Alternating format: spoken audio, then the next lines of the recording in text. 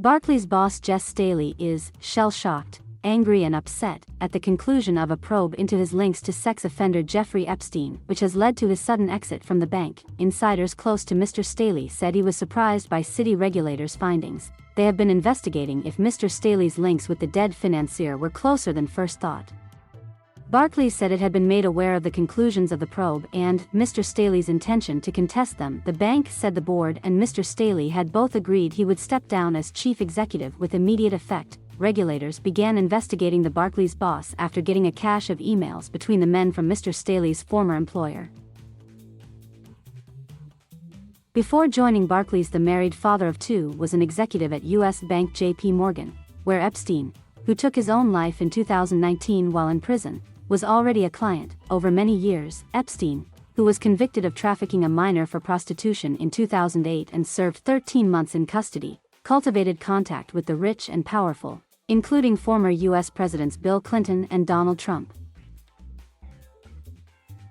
Microsoft billionaire Bill Gates has spoken of his huge mistake in spending time with Epstein, while the equally super-rich Leon Black stood down from U.S. private equity firm Apollo Global Management over his links. Although Mr. Staley, 63, has characterized his relationship with Epstein as professional, with contact starting to taper off from about 2013, regulators looked into whether the emails pointed to a friendlier connection. Mr. Staley had already admitted he maintained contact with Epstein for about 7 years after his 2008 conviction.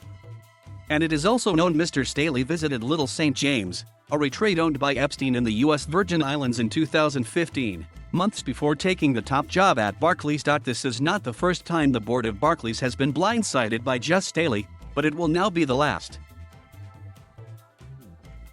Having accepted Mr. Staley's promise that he had been totally transparent about his relationship with Jeffrey Epstein, the board described itself as disappointed that the preliminary findings of the regulator seemed inconsistent with the account Mr. Staley gave to the bank. In 2018, Mr. Staley was fined £642,000 and Barclays £15 million after Mr. Staley took it upon himself to instruct the bank's own security unit to track down a whistleblower who had raised concerns about the suitability of the appointment of a former colleague of Mr. Staley's. That could have been a straight red card, but he escaped with a yellow. The board will also be disappointed because Mr. Staley's strategy for the bank seemed to be paying off. He saw off an activist shareholder challenge to split the investment in retail banks. The investment bank had started delivering good returns and the profits were beating analyst estimates. But ultimately, boards don't like surprises, particularly ones that are perceived to tarnish a reputation and culture they have spent many years trying to rehabilitate. Mr. Staley said last year, "Obviously I thought I knew him well and I didn't. For sure, with hindsight, with what we know now, I deeply regret having any relationship with Jeffrey." He has yet to comment publicly on Monday's news, but Reuters reported it had seen an internal memo from him indicating he did not want plans to contest the investigation's findings to be a distraction. "Although I will not be with you for the next chapter of Barclays' story, know that I will be cheering your success from the sidelines," the memo reportedly said. Barclays said in an announcement on Monday that it was made aware on Friday evening of the preliminary conclusions from the FCA and the PRA of their investigation into Mr. Staley's characterization to Barclays of his relationship with the late Mr. Jeffrey Epstein and the subsequent description of that relationship and Barclays' response to the FCA. In view of those conclusions, and Mr. Staley's intention to contest them, the board and Mr. Staley have agreed that he will step down.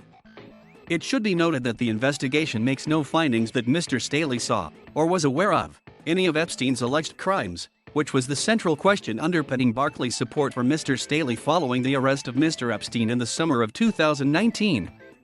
Barclays praised Mr. Staley's success at the bank, but added that the regulatory process had still to run its full course and it was not appropriate for Barclays to comment further on the preliminary conclusions. The Financial Conduct Authority and the Bank of England's Prudential Regulation Authority announced an investigation last year into Mr. Staley's characterization to the company of his relationship with Epstein.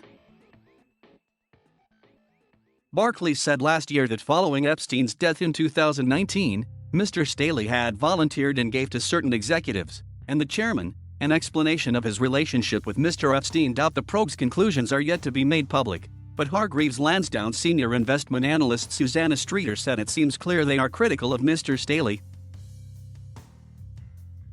Although detail is limited, it appears regulators believe there was a distinct lack of transparency over this relationship, she said.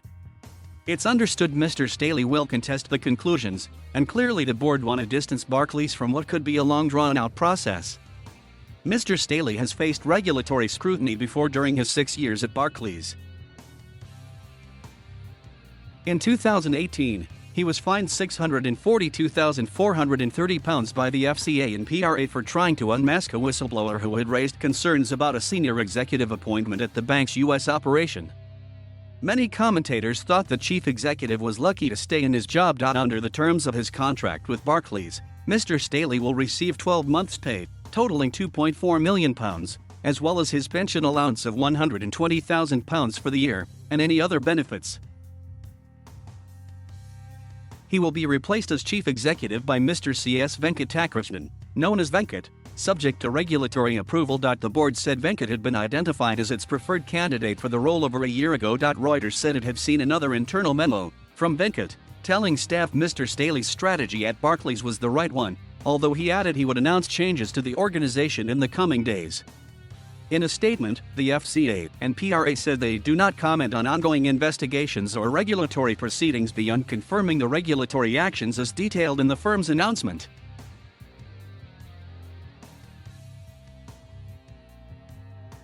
Thank you for watching. Please subscribe.